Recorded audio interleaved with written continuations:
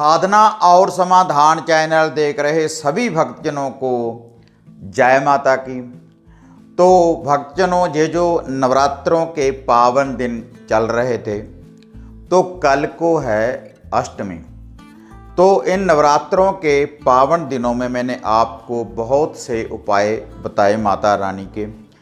तो आज जो विधि मैं आपको बताने जा रहा हूँ माता नवदुर्गा जी की, जो भी आपने पावन नवरात्रे रखे हैं, तो आप माता रानी से कैसे शक्तियों की प्राप्ति आप कर सकते हैं, कैसे आप अपने घर में धन धन्य की वृद्धि कर सकते हैं, इन विधियों की पालना करने के बाद और यह उपाय करने के बाद।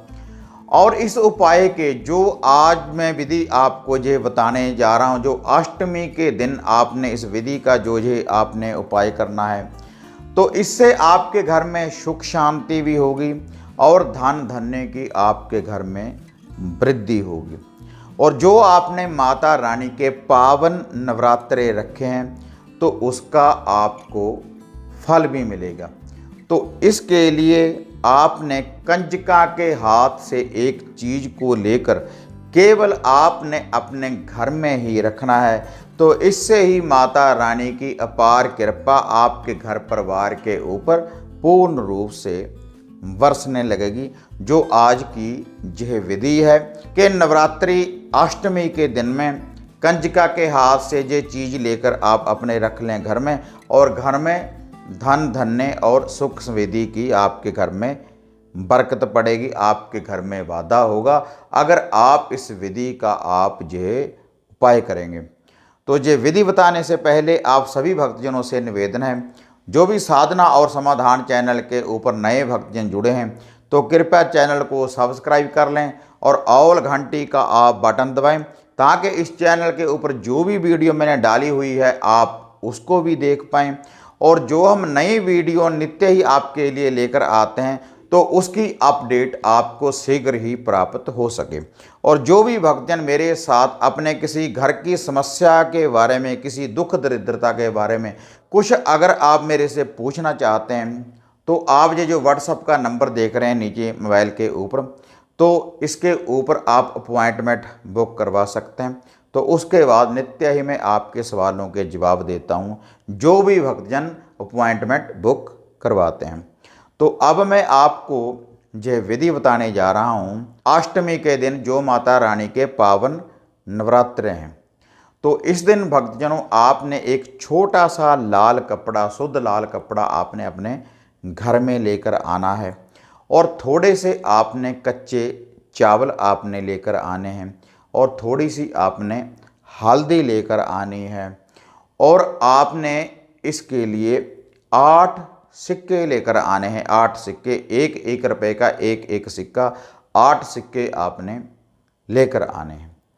तो जब भक्तजनों नवरात्रि की शुरुआत हुई थी, जिस दिन पहला नवरात्रा था, तो जो मैंने वीडियो अपलोड की थी, तो उसमें मैंने बताया था कि कलश पूजनम आपने कैसे करना है और कैसे माता रानी की ज्योति को जागृत करना है, संपूर्ण विधि उस वीडियो में बताई थी।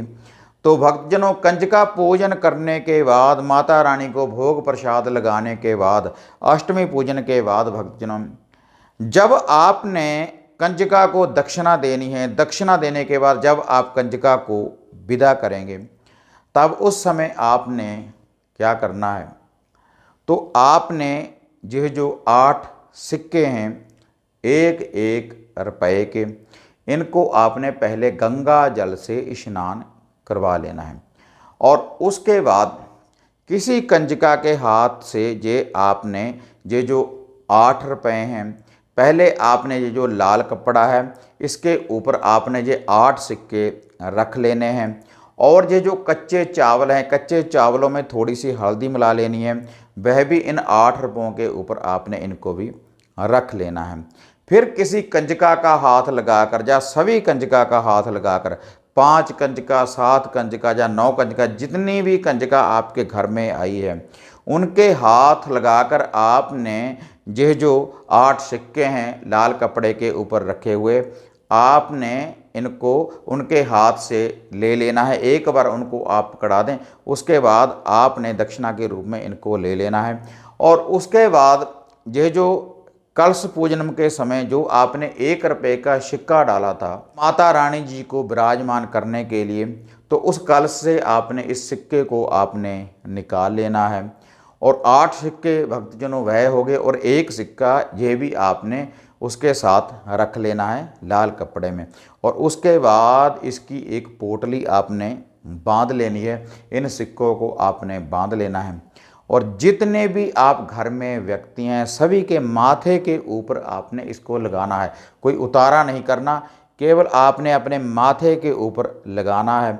और माता रानी जी से अरदास करनी है, बेनती करनी है कि आप हमारे घर में सुख शांति लेकर आएं और हमारे घर में धन धन्य की वृद्धि हो और आपका प्रकाश हमारे घर के ऊपर पूर्ण रूप से फैलता रहे। तो उसके बाद यह जो सिक्के हैं इनको आपने अपने घर की तिजोरी में आप रख सकते हैं, घर के बने मंदिर में आप इसको रख सकते हैं। अगर माता रानी की यह चीज़ कंजका के हाथ से पकड़ी हुई आप अपने घर में रखेंगे तो माता रानी की दिव्य शक्ति सदा ही आपके साथ रहेगी। अगर श्रद्धा के अनुसार विश्वास रखने के बाद आप इस विधि का आप ये उपाय करेंगे और जो वह कलश है उसका जो जल है पूरे घर में उसका आपने छींटा दे देना है भक्तजनों। और आप इसको ग्रहण भी कर सकते हैं, इस जल को आप पी भी सकते हैं।